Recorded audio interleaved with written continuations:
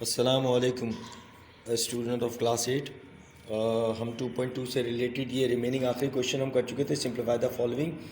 और इसके हमने तकरीबन क्या सारे ही पार्ट कर लिए थे। 25 तक हमारे सारे पार्ट हो चुके थे। उसकी एक्सप्लेनेशन में आप लोगों को भेज भी चुका हूँ थ्रू वीडियो।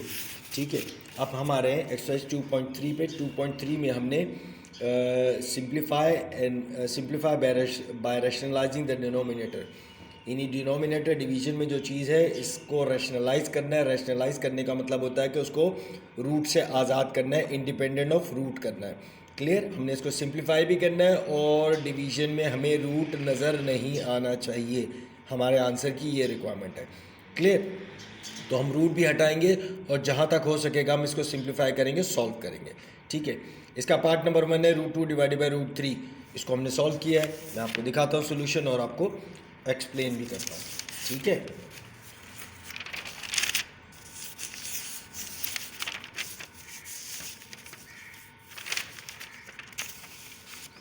ओके, ये रहा। ठीक है, class 8 exercise 2.3 simplify and rationalise the denominator. ठीक है, तो इसमें हम एक चीज़ याद रखेंगे। हम अच्छे तरीके से जानते हैं कि जब भी मैं रूट में दो चीज़ें एक जैसी होती हैं तो उनको पेयर बना के बाहर निकाल लेता हूँ। तो सबसे पहले हम क्वेश्चन शुरू करते हैं। क्वेश्चन लिखा, सोल्यूशन लिखा, क्वेश्चन को दोबारा एज इट इज कॉपी करेंगे। मैं डिवीजन में देखूंगा मेरे पास क्या लिखा हुआ है। डिवीजन में मेरे पास लिखा हुआ है √3। तो मैं क्या करूँगा, इसको √3 से अप एंड डाउन यानी न्यूमिनेटर डिनोमिनेटर मल्टीप्लाई डिवाइड दोनों करूँगा। किससे? √3 से।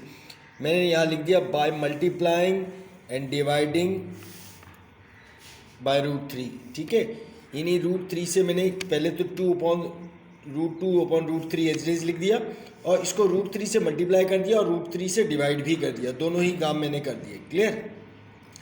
अब ऊपर ऊपर रूट मल्टीप्लाई हो जाएंगे और नीचे नीचे मल्टीप्लाई हो जाएंगे। ठीक है, ये ऊपर ऊपर मल्टीप्लाई होकर क्या बन रहा है, चूँकि √2 है और ऊपर √3 है। ठीक है, तो डिवीजन में दो √3 है तो ऊपर वाले दोनों एक ही रूट में आ जाएंगे और नीचे वाले दोनों एक ही रूट में आ जाएंगे। यानी ऊपर मैंने एक दफ़ा रूट लगाया और 2 × 3 लिख दिया, नीचे मैंने एक ही रूट लगाया और 3 × 3 लिख दिया। ऊपर आपको नज़र आ रहा है कि किसी किस्म की कोई पेयरिंग नहीं बन रही, जबकि नीचे मेरे पास पेयर बन रहा है 3 का। तो नीचे 3 का पेयर बन के 3 रूट से बाहर आ जाएगा और ऊपर चूँकि किसी चीज़ का पेयरिंग नहीं हो रही, ना 2 मेरे पास 2 दफ़ा है ना 3 2 दफ़ा है, तो लिहाजा 2 × 3 को मैं मल्टीप्लाई करके 6 कर दूंगा और ये रूट के अंदर ही रहेगा। ये हमारा आंसर होगा। ये सब ये बिगनिंग समय असल जो क्वेश्चन है वो भी हमारे सामने आने वाले हैं। ठीक है, 1 के बाद 2 आप करेंगे, बहुत ईजी है, सेम बिल्कुल उसी पैटर्न पे होगा, कोई फ़र्क नहीं आएगा। क्वेश्चन नंबर 3 में थोड़ा सा एडिशन है तो मैं आपको करके दिखाता हूँ। क्वेश्चन नंबर 3 में है 3√3 डिवाइडेड बाई 2√5। ठीक है, सोल्यूशन लिखा, क्वेश्चन ऐसे 3√3 डिवाइडेड बाई 2√5। अब मेरे पास नीचे 2√5 है तो मैं मल्टीप्लाई एंड डिवाइड करूँगा 2√5 से, पूरी की पूरी वैल्यू से। ठीक है, तो मैंने क्या किया, 2√5 से इसको मल्टीप्लाई किया। तो जब मैं इसको 2√5 से मल्टीप्लाई करूँगा तो मेरे पास क्या आएगा, 3√3, नीचे लिखा हुआ है 2√5। ठीक है, इसको मल्टीप्लाई भी किया 2√5 से, डिवाइड भी किया 2√5 से। देखें ऊपर नीचे सेम वैल्यू से मल्टीप्लाई डिवाइड किया। तो क्या करूँगा, मेरे पास 3 और 2 मल्टीप्लाई आपस में हो जाएंगे चूँकि वो रूट से बाहर है, और √3 और √5 दोनों रूट के अंदर है तो दोनों को रूट के अंदर अंदर मल्टीप्लाई कर दूंगा। बहुत ही सिंपल प्रोसीजर है। बाहर 2 और 2 लिखा हुआ है, इस 2 और 2 को बाहर बाहर मल्टीप्लाई कर दिया। रूट में 5 लिखा है, रूट में 5 लिखा है, दोनों को एक ही रूट में लिख दिया, 5 × 5। और यहाँ मैंने देखा कि 3 2 6 बन रहा है, लिख दिया। यहाँ 3 और 5 में से दोनों का में से किसी का भी पेयर नहीं बन रहा तो 3 5 15 रूट के अंदर ही रहेगा। यहाँ 2 × 2 4 लिख दिया। यहाँ मैंने गौर किया कि 5 और 5 आपस में मल्टीप्लाई हो रहे हैं तो 5 की पेयरिंग हो रही है, 5 का पेयर बनाया, 5 रूट से बाहर आ गया तो 4 के साथ मल्टीप्लाई हो जाएगा। ठीक है, 4 5 डिवीजन में 20 आ जाएगा। ऊपर 6√5 लिखा है, 6√15 लिखा है, 6√15 एज इट इज़ आ जाएगा। अब मैंने देखा 6 और 20 आपस में कैंसिलेशन इनकी हो सकती है, दोनों डिविजिबल हैं बाय 2, दोनों 2 से डिविजिबल हैं। तो मैं क्या करूँगा, 2 3 6, 2 10 20। ज़ाहिर बात है मैंने उसको रैशनलाइज करने के साथ साथ मैंने कहा था हम इसको सॉल्व भी करेंगे जिस हद तक हो सके। तो 2 के टेबल से दोनों कैंसिल हो रहे हैं, मैंने कैंसिल कर दिया, 2 3 से 6 और 2 10 से 20, तो मेरा आंसर आ जाएगा 3√15 डिवाइडेड बाई 10। क्लियर? ये आपका इजी पार्ट होगा। मैं इसके अब नेक्स्ट वीडियो बनाता हूँ।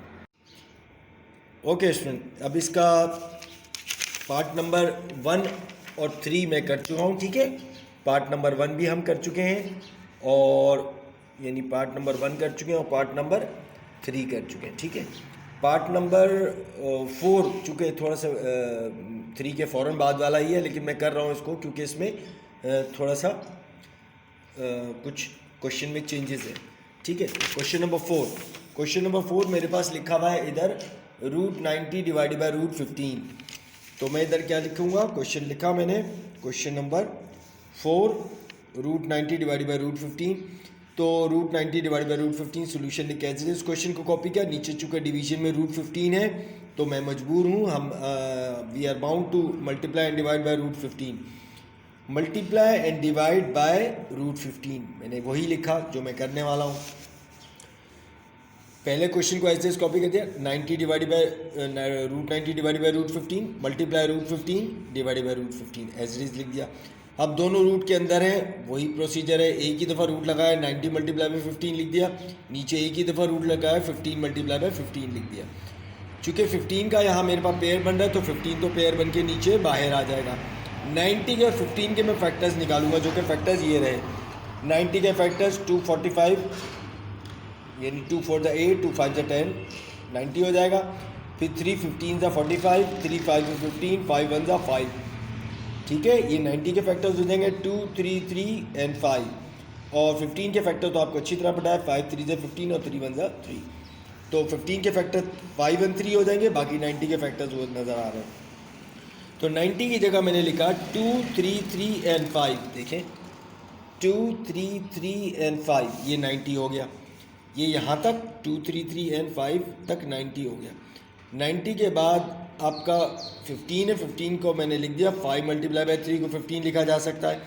अब मैं जो पेयरिंग करूँगा, पेयरिंग मेरे पास बन रही है, एक मेरे पास 3 का पेयर बन रहा है और एक मेरे पास 5 का पेयर बन रहा है। क्लियर? ठीक है जी, तो पेयरिंग मेरे पास 3 और 5 की पेयरिंग बन रही है, बाकी ये जो 2 बच रहा है और ये जो 3 बच रहा है, इनका कोई पेयर मेरे पास नहीं है। तो मेरे पास रूट से बाहर निकलेगा एक 3 और एक 5। ये मैंने ये देखें, एक 3 बाहर आ गया, मल्टीप्लाई बाय एक 5 बाहर आ गया, रूट में 6 बचा। कैसे बचा बता देता हूँ, ये 2 बच गया है अंदर और ये 3 बच गया है अंदर, तो 2 मल्टीप्लाई बाय 3 6 हो जाएगा। डिवीजन में यहाँ √15 था, यहाँ √15 ही है। ऊपर मल्टीप्लाई किया, 3 5 जा क्या बन रहा है 15, नीचे भी 15 है, 15 1 जा 15, 15 1 जा 15 कैंसिल हो जाएगा। ऊपर भी हमारे पास कुछ नहीं, नीचे भी कुछ नहीं है सिवाय √6 के, तो √6 ही हमारा आंसर होगा। क्लियर? ओके स्टूडेंट, अब हम आते हैं क्वेश्चन नंबर 6 पे। क्वेश्चन नंबर 6 है आपका 3√2 डिवाइडेड बाय 5 माइनस √2। यहाँ पर मल्टीप्लाई नहीं बल्कि एडिशन सब्ट्रैक्शन वाला प्रोसीजर है, हम उसी के हिसाब से काम करेंगे, और इसमें थोड़ी सी एक टेक्निक एक्स्ट्रा है, वो मैं आपको बता दूंगा कि क्या होता है। तो let's come to the question, इसके सोल्यूशन पे आता हूँ। ठीक है, 3√2 डिवाइडेड बाय 5 माइनस √2। ठीक है, सोल्यूशन लिख के क्वेश्चन को एज इट इज कॉपी करेंगे। हम हर दफ़ा मैं इसी तरह करता हूँ, और आपने क्वेश्चन को एक दफ़ा ज़रूर दोबारा कॉपी करना है। ठीक है, मल्टीप्लाई एंड डिवाइड। अच्छा, यहाँ पर एक चीज़ गौर करेंगे कि अगर डिवीजन में 5 माइनस √2 लिखा हुआ है, तो हमने हर सूरत में जो मल्टीप्लाई एंड डिवाइड करना है, कुछ भी चेंज नहीं करना, सिर्फ इसके सेंटर की साइन चेंज करनी है। इसके सेंटर में अगर माइनस है तो मैं करूँगा multiply divide plus root plus से, यानी 5 माइनस √2 लिखा हुआ है तो मैं क्या करूँगा, मैं 5 प्लस √2 से मल्टीप्लाई डिवाइड करूँगा। क्लियर? 5 माइनस √2 लिखा हुआ है अगर डिवीजन में, तो मैं करूँगा 5 प्लस √2 से मल्टीप्लाई भी और डिवाइड भी। यही तरीक़ेकार हम आगे सम में भी करेंगे। पहले क्वेश्चन को ऐसे लिखा, ऊपर लिखा हुआ है 3√2 लिख दिया, डिवीजन में लिखा हुआ है 5 माइनस √2, 5 माइनस √2 लिख दिया। ठीक है, तो इसको मैंने मल्टीप्लाई डिवाइड किया जैसा मैंने लिखा हुआ है, 5 प्लस √2, 5 प्लस √2 से ऊपर भी मल्टीप्लाई कर दिया और नीचे डिवाइड भी कर दिया। अब 3√2 को ऐसे ही लिखा, ब्रैकेट में 5 माइनस रूट टू लिख दिया क्योंकि अब ये मल्टीप्लाई हो रहे हैं, और नीचे दोनों को ब्रैकेट में लिख दूंगा, 5 माइनस रूट टू और 5 प्लस रूट टू। तो मेरे पास एक फॉर्मूला है जो हम पहले यूज़ कर चुके हैं, a plus B and a minus B, यानी जो ये चीज़ है, जो ये है इसे a कहता हूँ, तो ये बिल्कुल एक जैसे होने चाहिए, और ये जो है ये b है, ये और ये वैल्यू भी बिल्कुल एक जैसी होनी चाहिए। दोनों ब्रैकेट्स में सिर्फ एक चीज़ का फ़र्क हो कि एक के बीच में माइनस है, दूसरे के बीच में प्लस है। तो देखते हैं यहाँ पर ये सूरत हाल है कि नहीं। सिचुएशन सेम सिचुएशन, ये 5 है, ये भी 5 है, ये √2 है, ये भी √2 है, दोनों बिल्कुल सेम है। फ़र्क क्या है, सिर्फ इसके सेंटर में माइनस है, इसके सेंटर में प्लस है। तो मेरे पास फॉर्मूले की जो क्राइटेरिया है, रिक्वायरमेंट है, वो पूरी हो रही है।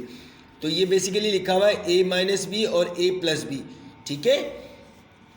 तो इसके हिसाब से ये बनता है a square minus B square, ये हमारा स्टैंडर्ड फॉर्मूला है, जैसा कि मैंने यहाँ लिख के भी दिखाया हुआ है।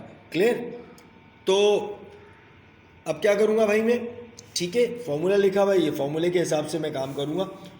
तो ऊपर तो मैं क्या करूँगा, 3 को मल्टीप्लाई कर दिया 5 से, देखिए 3 मल्टीप्लाई होगा, 3√2 मल्टीप्लाई हो जाएगा 5 से, और 3√2 मल्टीप्लाई हो जाएगा √2 से, ठीक है। और नीचे लिखा हुआ है a minus B a plus B, ये इक्वल होता है a का स्क्वायर माइनस b का स्क्वायर। तो यहाँ मेरे पास a कौन है, 5, जो पहले वैल्यू लिखी हुई है वो a है, जो बाद में वैल्यू लिखी है वो b है। तो पहली वैल्यू मेरे पास a कौन है, 5, तो 5 का स्क्वायर। फिर क्या है भाई, माइनस b का स्क्वायर, तो माइनस की साइन लगाई, b का स्क्वायर, b कौन है मेरे पास, √2 का स्क्वायर कर दिया। अब ऊपर वाली साइड पे आइए, 5 और 3 मल्टीप्लाई हो जाएंगे, 3 मल्टीप्लाई 5 हो जाएगा, और यहाँ √2 मल्टीप्लाई हो जाएंगे, ठीक है। ऊपर हो जाएगा 3 5 से 15, और √2 में से 2 का पेयर बन के बाहर आ जाएगा, 3 से मल्टीप्लाई हो जाएगा। और नीचे हमारे पास लिखा हुआ है 5 का स्क्वायर, 5 का स्क्वायर सबको पता है, 5 5 जा 25 होता है, और यहाँ स्क्वायर से रूट कैंसिल हो जाएगा। हम जानते हैं कि स्क्वायर से रूट को कैंसिल किया जा सकता है, तो स्क्वायर से रूट को कैंसिल किया तो 25 माइनस 2 क्या बनता है, 23, ठीक है। अब हम क्या करेंगे, 23 नीचे डिवीजन में ऐसे ही रहेगा, 15√2 यहाँ लिखा हुआ है, एज इट इज़ लिख दिया, प्लस लिखा हुआ है लिख दिया, 3 2 जा 6 आ जाएगा, डिवीजन में 23 लिखा हुआ है ऐसे ही रहेगा, क्योंकि 23 किसी से भी कैंसिल नहीं होता सिवाय अपने आप के, ठीक है। ये हमारा आंसर होगा। ओके स्टूडेंट, अब हम आते हैं क्वेश्चन नंबर 9 पर। इसमें आपके पास ऊपर को वैल्यू लिखी हुई नहीं है, सिर्फ डिवीजन में वैल्यू लिखी हुई है, √5 माइनस √3। तो हम इसको सोल्यूशन देखते हैं, इसका कैसे किया जाएगा। वही तरीक़ाकार होगा, सिर्फ सेंटर की वैल्यू को चेंज करेंगे, इसे हम कॉन्जुगेट कहते हैं, ठीक है। तो ये आ गया क्वेश्चन 1/√5 माइनस √3, ठीक है। ये क्वेश्चन मैंने एज इट इज़ कॉपी किया सॉल्यूशन लिख के, और उसके बाद मैंने लिखा multiply and divide bye 5 plus √3, 5 plus √3 लिखा, गौर करें नीचे क्या लिखा, वहाँ मेरे पास क्वेश्चन में है √5 माइनस √3, तो मैंने मल्टीप्लाई डिवाइड किया √5 प्लस √3 से, कुछ भी चेंज नहीं किया, √5 रहा, √3 रहा, सेंटर की जो साइन है ना माइनस की, इसको मैंने क्या कर दिया प्लस, जैसे मैंने पिछले क्वेश्चन में किया था। अब मैं क्या करूँगा, क्वेश्चन एज इज लिखूँगा, 1/√5 माइनस √3 एज इट इज़ लिख दिया, और मल्टीप्लाई डिवाइड कर दिया किससे, √5 प्लस √3। चूँकि ऊपर सिर्फ मल्टीप्लाई में 1 लिखा हुआ है, तो पूरी की पूरी वैल्यू एज इट इज़ ऊपर आके बैठ जाएगी, कोई फ़र्क नहीं पड़ेगा, क्योंकि 1 से किसी भी चीज़ को मल्टीप्लाई करें वो चीज़ रिमेन सेम ही रहती है, ठीक है। उसको मैंने एज इट इज़ लिख दिया। नीचे मेरे पास लिखा हुआ है √5 माइनस √3 लिख दिया एक ब्रैकेट में, इधर लिखा हुआ है √5 प्लस √3, इसको भी लिख दिया एक ब्रैकेट में, ठीक है।